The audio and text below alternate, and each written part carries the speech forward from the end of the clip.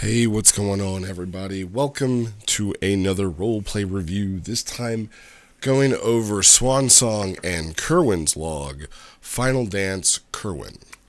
I do believe that this log was done for Combat Month, but I'm going to review it anyway. We're just going to go ahead and get into it. Mostly because I think I've pretty much done all of Kerwyn's logs since he's been on the channel, and I think I've been following the character the most. And the character of Kerwyn has been really kind of married into this story of they have like this identity that they want to hide and protect, and you know they've been going through like the Unjust series where the Orthus trading station where he's been kind of like this fisherman on a boat. These people have been slowly putting together that he's more than what he seems, and now we finally get a couple of things. We get to see his first 1v1, like, player versus player combat log, and we get to see him interact with another player character, this time in Swan Song, whose author is Eichenbaum. And the way that this log starts out, this is a combat log, and, it's mostly 99% combat. So, excuse me, it starts off with Kerwyn kind of like driving down the road, and Swan Song kind of comes in where they're up on this ridge and got a sniper scope on them, trained on them. And if I may, I'm going to get right just kind of into the review. I'm not going to kind of break down what happens because it's combat. If you guys want to kind of know what happened in the log, go read it.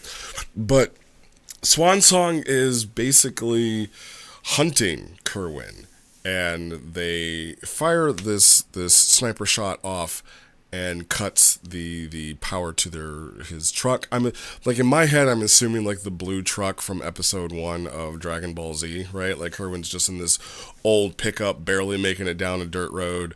I think he's traveling from Orthos to Yasai City on a supply run, and yeah, he gets shot, or his car gets shot. And when I was reading the log, and I'm just going to be straight up front with this and get it, like, just jump right in the face. When I read that part, I am not going to lie, I did just this. Oh, God, here we go. Right? Now, wait. Don't exit the video. There's a reason for it. And it's not that it's a bad thing, right? It's not that it's a bad thing that I disliked what was happening. It's just knowing, the little bit of Swan Song, and I do believe this is their first combat interaction that we've seen. Knowing what I've seen of Swan Song, knowing of who they are and who they were trained by, instantly in my head, I was just like, please, dear God, don't let this be a Cyber clone, right? What do I mean by that? Don't let this be a I'm super prepared, like Batman kind of situation. And from there are these mines that go off that were in place, and it's kind of like the scene of Batman versus Superman where Batman has all these traps set up, Batman with prep time, and I just didn't want to see that again. And it's not that I dislike that, it's just I wanted something different from Cyber, from this character who was either trained by him or trained by the same person as him. We haven't kind of got that figured out yet. That story hasn't been told, but I immediately kind of like rolled my eyes and said, here we go again, like here's Batman. We're going to have all these traps set up, and it's going to be like, I'm unstoppable android and you're just a fly in my web.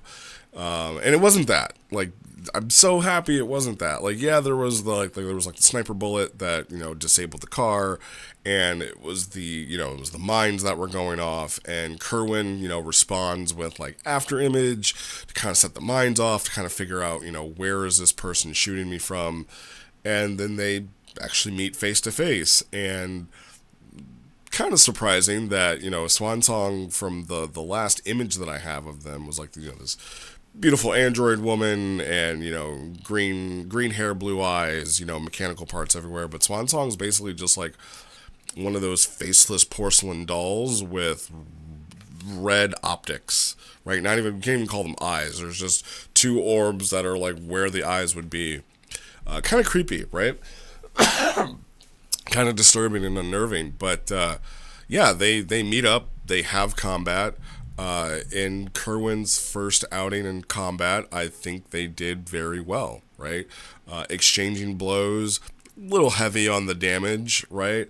But there is a part in the log where it's kind of halfway through. And I thought it was kind of sweet how Kerwyn was like, "Hey, like, can we just like sit down and talk for a little bit, like Mrs. Crazy Android Assassin Lady?" And they being Swansong kind of switches gears, and they are talking in this very like broken way of speaking. I would say it would be like a dialect that basic or common or English isn't their first language, and they're more of reading off a prompt rather than speaking. That's how they've been kind of always through it, target acquired and, shall we dance, optical or typical Iserian faults.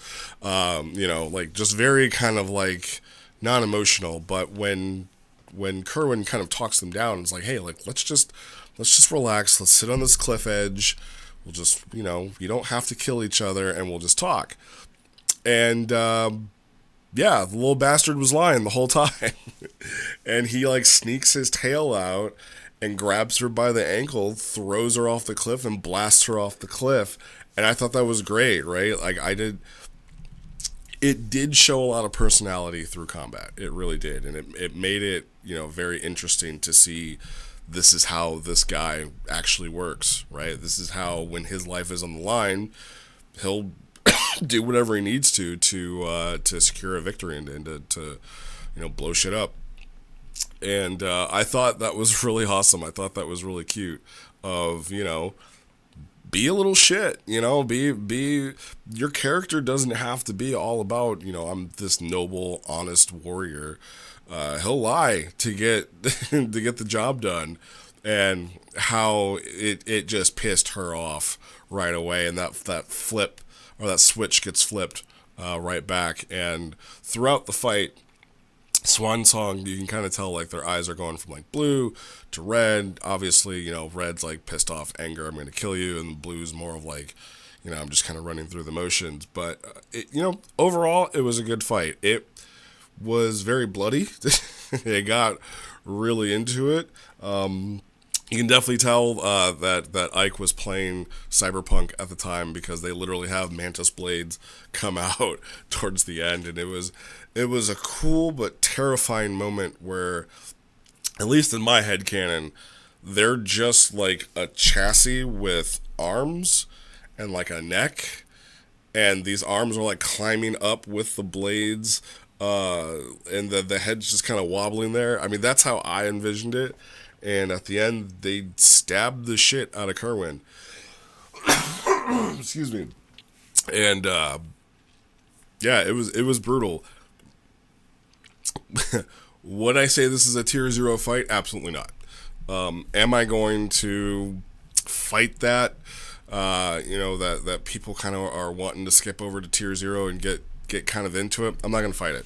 I'm not going to celebrate it. I'm not going to punish it. It just is what it is. That's up for the RPC to decide, not up to me. But I did enjoy it. I did enjoy the fighting itself. Like I was saying before, I was really hoping that we were going to get something different from Cyver, and I was really hoping at some point we were going to get just kind of a look into Swansong, the character themselves. I didn't want them to be like another Mjolnir, which was just a death machine, like a soulless, like has no reason for being, just is doing what they're told. And we did. Like throughout the fight, we learned that Swansong kind of likes fighting. And like the dance, as they call it, is the most important thing to them, more so than the mission, more so than the contract. Like they just want to fight, which very fitting with the setting. You explain why the character would want to be like that, and it makes sense. Because as I was reading through it and writing my notes, one of the things that I said was, like, I challenge you to make this character be different from Cyver, and just once I got through the rest of the log, I'm like, okay, challenge accepted and achieved.